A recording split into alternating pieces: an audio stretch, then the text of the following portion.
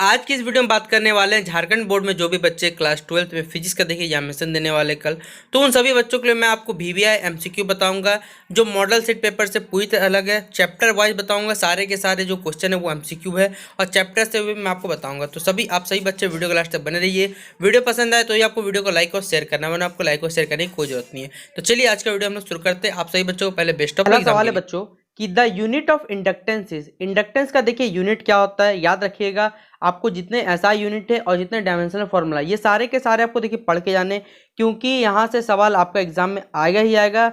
और न्यूमेरिकल जितने वैल्यू है पूछे जाते हैं, चाहे एप्सिलॉन नॉट का हो, चाहे आपका यूनिवर्सल ग्रेविटेशनल कांस्टेंट का हो, इसका यूनिट और हमेशा डायमेंशनल फॉर्मूला आपको पूछा जाएगा, याद रखिएगा ये सब सवाल। तो पहला सवाल आपसे पूछा जाएगा कि the unit of inductance, inductance का यूनिट क्या होता है बच्चों, तो याद रखिएगा इसका यूनिट क्या होता है, हेनरी होता है। एच से डिनोट किया जाता है हेनरी को। ओके, अगला सवाल देखिए स्टेप अप, याद रखिएगा स्टेप अप और स्टेप डाउन आपने पढ़ा है ट्रांसफार्मर, उसमें प्राइमरी कॉइल और सेकेंडरी कॉइल होते हैं। और प्राइमरी कॉइल का जो प्राइमरी कॉइल में जो नंबर टर्न्स होते हैं वो क्या होता है, लेस देन होते हैं नंबर ऑफ सेकेंडरी कॉइल। यानी देखिए N1 is less than N2 होता है, ये बात आपको याद होना चाहिए स्टेप अप के लिए। स्टेप डाउन में उल्टा हो जाता है, याद रखिएगा जस्ट, ठीक है। देखिए अगला सवाल हमसे बोला गया कि Henry is the unit of, अभी मैं जस्ट बताया कि हेनरी किसका यूनिट होता है, इंडक्टेंस का। लेकिन देखिए यहाँ दोनों ऑप्शन है, सेल्फ इंडक्टेंस भी और म्यूचुअल इंडक्टेंस भी है। तो देखिए इसलिए इसका सही जवाब बच्चों क्या होगा, option number C, both self and mutual inductance, ठीक है। देखिए अगला सवाल आपसे पूछा जाएगा कि the frequency of rotation for generator in India, देखिए भारत में जो जनरेटर चलते हैं उनका जो फ्रीक्वेंसी ऑफ रोटेशन होता है वो कितने हर्ट्ज का होता है, तो याद रखिएगा बच्चों ये होता है आपके 50 हर्ट्ज का होता है, यानी ऑप्शन नंबर सी इसका राइट आंसर हो जाएगा, ठीक है। अगला सवाल बच्चों हमारा आपसे पूछेगा कि देखिए इनमें से कौन सा एक स्केलर क्वांटिटी या फिर वेक्टर क्वांटिटी, इस तरह के सवाल आपके एग्जाम में आएंगे। इलेक्ट्रिकल इंटेंसिटी दे देगा, मैग्नेटिक लॉरेंज फोर्स दे देगा, मैग्नेटिक फ्लक्स डेंसिटी हो गया, मैग्नेटिक फ्लक्स हो गया। तो देखिए बच्चों इसमें से कौन सा आपका बच्चों आपसे पूछा जाएगा कि आपका एक स्केलर क्वांटिटी। देखिए तो यहाँ पर मैग्नेटिक फ्लक्स क्या आपका एक स्केलर क्वांटिटी है, यानी बचा हुआ बाकी जो क्या क्या वेक्टर क्वांटिटी हो गया, खत्म, ठीक है। इस तरह से पहचान लीजिएगा कि कौन सा आपका स्केलर क्वांटिटी बोला गया या फिर बच्चों को वेक्टर क्वांटिटी, ठीक है। अगला सवाल है बच्चों हमारा कि which right the SI unit of magnetic flux, लीजिए आपको बोला था एसआई यूनिट का सवाल आएगा, आ गया। मैग्नेटिक फ्लक्स का एसआई यूनिट क्या होता है बच्चों, वो होता है आपका वेबर, क्या होता है, वेबर, याद रखिएगा आपको एग्जाम में जरूर पूछा जाएगा ये सवाल, ठीक है। अगला सवाल है बच्चों हमारा कि the magnetic flux linked with the coil is related to, देखिए मैग्नेटिक फ्लक्स जो है कॉइल से रिलेटेड है, दोनों के बीच में जो रिलेशन होता है बच्चों वो कैसा होता है, याद रखिएगा phi is directly proportional to A, और ये ऑप्शन नंबर बच्चों हमारा कहाँ, ए नंबर में, ठीक है। अगला सवाल हमारा व्हेन द मैग्नेटिक फील्ड, ठीक है, इस पैरेलल टू, जब मैग्नेटिक फील्ड क्या है, सरफेस के पैरेलल चल रहा है, जो मैग्नेटिक फ्लक्स लिंक्ड रहेगा सरफेस से वो कैसा होगा बच्चों, हमें ये बताना है, ठीक है। तो कैसा होगा बच्चों, वो होगा जीरो हो जाएगा, क्या हो जाएगा, ऑप्शन नंबर बी इसका राइट आंसर हो जाएगा, ठीक है। तो ऑप्शन नंबर बी आप सभी बच्चे टिक कर लीजिएगा। अगला सवाल है बच्चों हमारा a magnet is allowed to fall through a matter, एक मैग्नेट क्या करता है, अलाउ करता है किसी मैटर रिंग को फॉल होने के लिए, ठीक है। इसका जो एक्सेलरेशन होगा ड्यूरिंग द फॉल वो क्या होगा बच्चों, हमें ये बताना है। तो क्या हो जाएगा बच्चों, इसका एक्सेलरेशन वो होगा ए इज लेस देन जी, ठीक है। यानी एक्सेलरेशन जो होगा, एक्सेलरेशन ड्यू टू ग्रेविटी से क्या होगा बच्चों, कम होगा, ये इसका आंसर हो जाएगा, ठीक है। तो आप लोग टिक कर लीजिएगा बच्चों, 9th का ए नंबर आप लोग मार्क करिएगा, ठीक है। अगला सवाल है बच्चों हमारा if the number of turns in a coil is double, ठीक है, किसी कॉइल में बच्चों जो आपके कॉइल अपने कॉइल में बच्चों जो तार लपटा है उसे डबल कर दे, ठीक है। जो सेल्फ इंडक्टेंस रहेगा, ठीक है, वो हमें बताना है बच्चों, वो क्या हो जाएगा। तो देखिए याद रखिएगा कि जो सेल्फ इंडक्टेंस रहेगा बच्चों, फॉर्मूलाज करिएगा तो आपका डायरेक्ट बन जाएगा कि अगर कॉइल में नंबर ऑफ टर्न्स डबल करिएगा तो जो सेल्फ इंडक्टेंस रहता है वो बच्चों क्या हो जाएगा आपका 4 टाइम्स, यानी ये 2 गुना तो बच्चों वो 4 गुना हो जाएगी। ऑप्शन नंबर कहाँ है, ये सी में इसका राइट आंसर, ठीक है। अगला सवाल है बच्चों हमारा in which of the following does the current drawn from the device not vary in magnitude, इनमें से कौन सा डिवाइस है जहां से किसी डिवाइस में करंट क्या क्या ड्रॉन किया जाता है और मैग्नीट्यूड में कोई भी अंतर नहीं होता है, डायनेमो, सेल, आपका इंडक्शन कॉइल या फिर बच्चों ट्रांसफॉर्मर। तो क्या होगा बच्चों सही, इसका हो जाएगा इलेक्ट्रिक सेल, और ऑप्शन नंबर कहाँ है बच्चों, ये बी में इसका राइट आंसर है, ठीक है। अगला सवाल है बच्चों हमारा कि dynamo is based on the principle, देखिए डायनेमो किस प्रिंसिपल पे बेस्ड होता है बच्चों, तो आपको पता होगा कि जो हमारा डायनेमो है वो किस पे बेस्ड होता है, इलेक्ट्रोमैग्नेटिक इंडक्शन पे क्या होता है वो बेस्ड होता है, वो उस पर कार्यशील करता है या फिर कार्य करता है। तो इसका आंसर हो जाएगा सी नंबर, यानी ऑप्शन नंबर 3 इसका राइट आंसर हो जाएगा, ठीक है।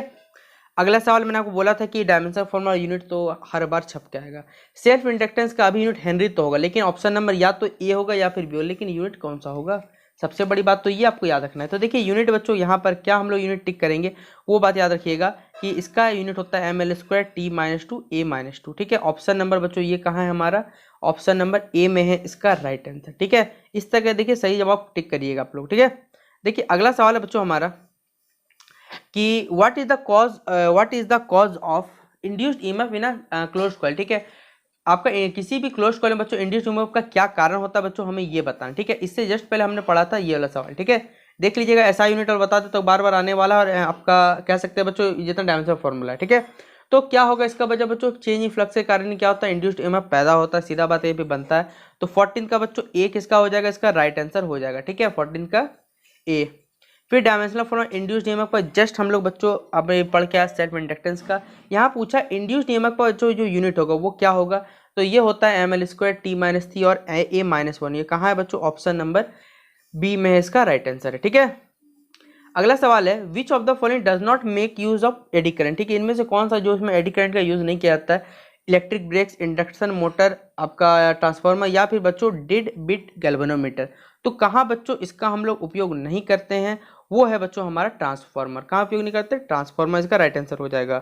तो हमारा बच्चों यहाँ पर पूछा हुआ था कि विच of the following does not make use of eddy current, इसमें कौन सा एडी करंट का बच्चों उपयोग नहीं किया जाता, ये हमें बताना है। ठीक है, नहीं किया जाता, याद रखिएगा, उल्टा बोला हुआ, फंस मत जाइएगा, दिमाग आपका फंस जाएगा। तो देखिए ट्रांसफार्मर बच्चों याद रखिए एडी करंट का यूज नहीं किया जाता, इसलिए इसका आंसर जो हो जाएगा वो हो जाएगा आपका ऑप्शन नंबर सी। ठीक है, अगला सवाल है which of the following is use to determine the direction of induced current in a generator. ठीक है, किसी आपको बताना क्या, डायरेक्शन बताना है बच्चों इंड्यूस करंट के जनरेटर में। ठीक है, कौन सी नियम के द्वारा बताइएगा, सीधे सीधे बात है। तो याद रखिएगा फ्लेमिंग राइट हैंड रूल के द्वारा हम लोग क्या करते हैं, फ्लेमिंग का जो आपका दाएं हाथ का नियम है, दाएं हाथ का नियम है, उसी के तहत हम लोग बता सकते हैं direction of induced current in a generator, यानी इसका बी नंबर आप लोग टिक करिएगा। ठीक है, अगला सवाल है बच्चों हमारा the induction furnace make use of. ठीक है, जो हमारा इंडक्शन फर्नेस है वो किस चीज़ का बच्चों, सेल्फ इंडक्शन कारण होता है, म्यूचुअल इंडक्शन का, एडी करंट, या फिर सारे के सारे कथन सही है। तो देखिए जो इंडक्शन फर्नेस मेक उसका यूज होता है बच्चों वो एडी करंट के कारण होता है, यानी ऑप्शन नंबर क्या हो जाएगा, सी इसका राइट आंसर हो जाएगा। ठीक है, तो ये थे बच्चों हमारे पहले अभी टॉप 18 क्वेश्चन मैंने आपको बताएं। ठीक है, तो अब इसके अलावा देखिए कुछ और चैप्टर है, मैं आपको उसका भी चैप्टर करवा देता हूँ। मैग्नेटिक फील्ड से आपका क्वेश्चन आएगा ही आएगा, आप लोग बोल दीजिए। ठीक है, तो चलिए उन सवालों को हम लोग देखते हैं एक बार। देखिए मैग्नेटिज्म एंड मैटर, इस चैप्टर से तो सवाल आएगा ही आएगा। Angle of deep favourite question है बच्चों ये एग्जामिनर का, ऑब्जेक्टिव हो सब्जेक्टिव हो यहाँ से क्वेश्चन पूछा जाएगा ही जाएगा। पहला ही सवाल आपसे पूछा जाएगा कि angle of deep at equator, angle of deep क्या, इक्वेटर पे आपको निकालना है, तो उसका जो वैल्यू होगा बच्चों वो क्या होगा, तो वो होता है 0 डिग्री, यानी 0 डिग्री इसका कथन का आंसर होगा। अगला सवाल हमारा the lines of force due to the horizontal component of earth magnetic field. ठीक है, अर्थ के मैग्नेटिक के फील्ड के कारण बच्चों जो द लाइन्स ऑफ फोर्स जो होते हैं वो क्या होते हैं, स्ट्रेट और पैरेलल होते हैं, कंसेंट्रिक सर्किल का निर्माण करते हैं बच्चों, या फिर इलेप्टिकल होते हैं, या फिर बच्चों पैराबोलिक होते हैं। तो क्या होते हैं बच्चों, स्ट्रेट भी होते हैं और पैरेलल भी होते हैं, यानी ऑप्शन नंबर क्या होगा, ए इसका राइट आंसर हो जाएगा। ठीक है, अगला सवाल बच्चों आपसे बोला गया है कि देखिए द वर्टिकल कंपोनेंट, देखिए पूछा ही जाएगा vertical component of earth magnetic field इस जीरो, कहाँ पर जीरो का बच्चों हमें ये बताना है। तो कहाँ पर जीरो, तो याद रखिए जहाँ पर मैग्नेटिक इक्वेटर होता है, यानी ऑप्शन नंबर कहाँ है बच्चों, ये हमारा बी में है, इसका सही जवाब है। ठीक है, तो बी नंबर इसका टिक कर लीजिएगा।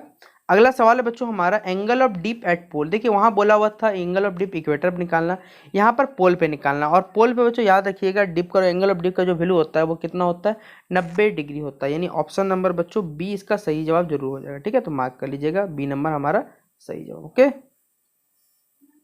अब अगला सवाल है बच्चों हमारा, ठीक है, देखिए अगला सवाल आपसे पूछा जाएगा एग्जाम में, सीधा सीधी बात है कि the order of magnitude of earth magnetic field, जो ऑर्डर रहता है बच्चों अर्थ मैग्नेटिक फील्ड का वो 10T होता है, 100T, 1/1000, या फिर बच्चों 1/10,000T। तो क्या होगा बच्चों सही जवाब इसका, तो बच्चों क्या होगा सही जवाब इसका, जो सही उत्तर होगा बच्चों वो ऑप्शन नंबर डी 1/10,000T इसका राइट आंसर होगा। ठीक है, अगला सवाल है बच्चों हमसे पूछा हुआ है कि the most suitable metal for making permanent magnet, permanent magnet में सबसे अच्छा सुटेबल मेटल कौन सा है वो हमें बताना। तो याद रखिएगा परमानेंट मैग्नेट बनाना है तो स्टील की जरूरत है, सबसे बेस्ट मेटल उसके लिए स्टील रहता है बच्चों, यानी ऑप्शन नंबर क्या होगा, ये इसका बी इसका राइट आंसर हो जाएगा। ठीक है, तो ऑप्शन नंबर बी इसका टिक कर लीजिएगा और अच्छा सवाल है मार्क करिएगा। ठीक है, अगला the most suitable magnet for the core of electromagnet का बच्चों क्या बना कोर, उसके लिए सबसे अच्छा बताओ आपको बताना है मटेरियल बताना है ये हमको, तो कौन सा होगा, सॉफ्ट आयरन कोर ही सबसे अच्छा मटेरियल रहता है किसके लिए, किसी भी इलेक्ट्रोमैग्नेट के, सीधा बात है। तो ऑप्शन नंबर ए इसका बच्चों राइट आंसर हो जाएगा, ये भी आप लोग टिक कर लीजिएगा। ठीक है,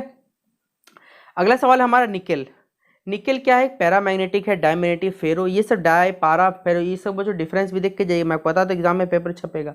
तो निकल याद रखिए क्या है, पैरामैग्नेटिक है। ठीक है, ऑप्शन नंबर ए इसका राइट आंसर हो जाएगा। ठीक है, ये सवाल भी टिक करिएगा।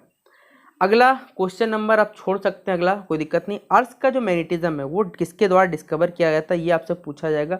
तो याद रखिएगा बच्चों, अर्थ का जो मैग्नेटिज्म है वो सबसे द्वारा किसके द्वारा डिस्कवर किया था, वो गिलबर्ट के द्वारा क्या किया गया था, डिस्कवर किया गया था। तो ऑप्शन नंबर डी इसका सही जवाब टिक करिएगा। ठीक है, गिलबर्ट। ओके, तो गिलबर्ट बच्चों इसका राइट आंसर हो जाएगा। ठीक है, फिर मैग्नेटिक इक्वेटर बच्चों हमें बताना है कि क्या होता है बच्चों। तो याद रखिएगा कि जो लाइन क्या होता है, horizontal points of a needle को हम लोग जब ज्वाइन करते हैं तो वही क्या कहलाता है बच्चों, मैग्नेटिक इक्वेटर कहलाता है। और ये ऑप्शन नंबर कहाँ है हमारा, ए में इसका राइट आंसर है। अगला है ज्योग्राफिक एक्सिस। तो बच्चों ये क्या होता है बच्चों, हमें बताना है कि जो लाइन साउथ पोल और बच्चों नॉर्थ पोल को जोड़ते हैं उसे हम लोग क्या कहते हैं, ज्योग्राफिक एक्सिस कहा जाता है। ऑप्शन नंबर बच्चों क्या हो जाएगा, ए इसका राइट आंसर होगा।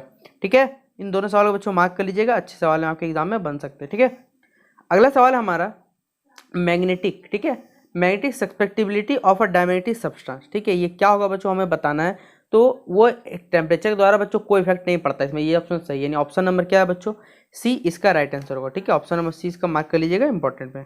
अगला मैग्नेटिक एक्सिस। ठीक है, मैग्नेटिक एक्सिस जो होता है बच्चों हमारा वो क्या होता है बच्चों, हमें ये बताना है। ठीक है, तो क्या होता है, the lining joining the vertical position of a needle. यानी ऑप्शन नंबर बच्चों ए इसका राइट आंसर हो जाएगा। ठीक है, अगला अच्छा सवाल है बच्चों कि कैन मैग्नेटिक मोनोपोल एग्जिस्ट। क्या बच्चों मैग्नेटिक का जो मोनोपोल है वो एग्जिस्ट करता है। तो याद रखिए मोनोपोल कभी नहीं होता, वो हमेशा डायपोल होता है। ठीक है, मैग्नेटिक सब्सटेंस हमेशा दो पोल होते हैं, इसलिए वो डायपोल कहलाएगा।